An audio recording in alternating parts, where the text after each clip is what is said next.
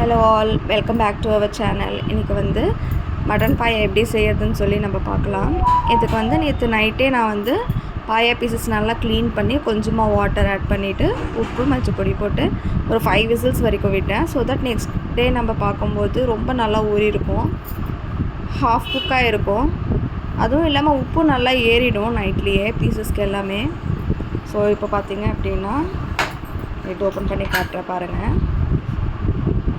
பார்த்திங்கன்னா 50% வரைக்கும் நம்மளுக்கு நல்லா வெந்திருக்கு. இப்போ எப்படி செய்யறதுன்னு பார்க்கலாம். ஸ்டவ் ஆன் பண்ணிக்கிறேன். ஆன் பண்ணி குக்கர் வச்சுட்டு கொஞ்ச நேரம் குக்கர் ஹீட் ஆகிற வரைக்கும் விடுறேன். நல்லா ஹீட் ஆகட்டும்.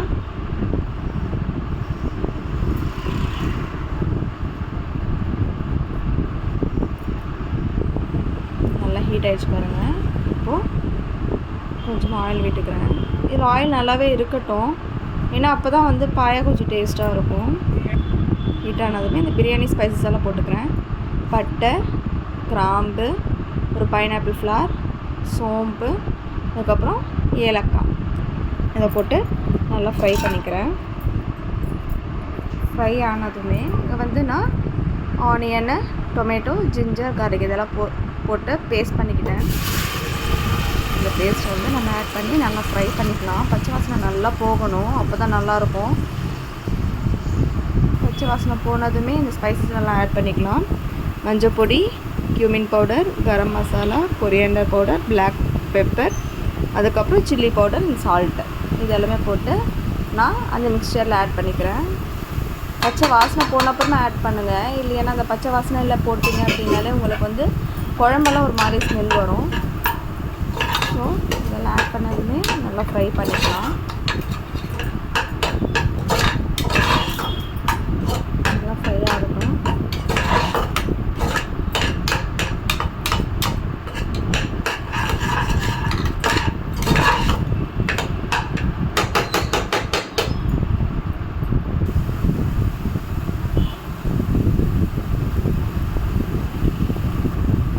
அப்பப்போ இந்த மாதிரி கழிக்கிட்டே இருங்க, இல்லைன்னா அடி பிடிச்சிடும்.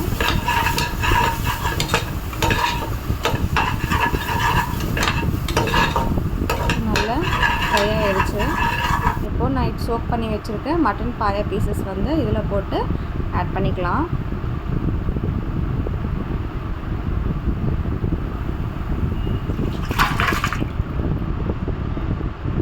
இதில் வேணும்னா உங்களுக்கு கொஞ்சம் வாட்டர் கூட ஆட் பண்ணிக்கலாம். பட் வந்து எனக்கு இந்த கன்சிஸ்டன்சி போதும். எனக்கு வந்து கொஞ்சம் திக்காக இருந்தால் நல்லாயிருக்கும். இல்லை உங்களுக்கு வாட்டரியாக வேணும் அப்படின்னாலும் நீங்கள் வந்து கொஞ்சம் வாட்டர் ஆட் பண்ணிக்கலாம். இந்த டைம்லேயே நீங்கள் உப்பு காரம்லாம் அட்ஜஸ்ட் பண்ணிக்கோங்க. இப்போது கறி லீவ்ஸ் எல்லாம் போட்டு நான் கொதிக்க விடுறேன். கொதிக்கும்போது நான் இப்போ வந்து லிட்டை க்ளோஸ் பண்ணி ப்ரெஷர் போட்டுக்கிறேன். இப்போது 3 விசில்ஸ் வரைக்கும் விடுறேன். ஏன்னா வந்து இது மட்டன் பொறுத்து தாங்க இருக்குது.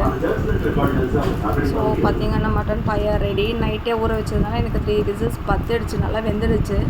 இந்த டைமில் உங்களுக்கு வாட்டர் கூட ஆட் பண்ணி நீங்கள் கொதிக்க விட்டுக்கலாம். பட் எனக்கு இந்த கன்சிஸ்டன்சி போதும். இதுக்கு காம்பினேஷனாக தோசைங்க, இட்லி தோசைக்கு ரொம்ப நல்லாயிருக்கும்.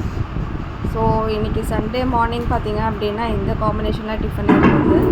நீங்களும் ஒன்ஸ் ட்ரை பண்ணி பாருங்கள். நெக்ஸ்ட் வீடியோவில் பார்ப்போம். பாய், டேக் கேர்.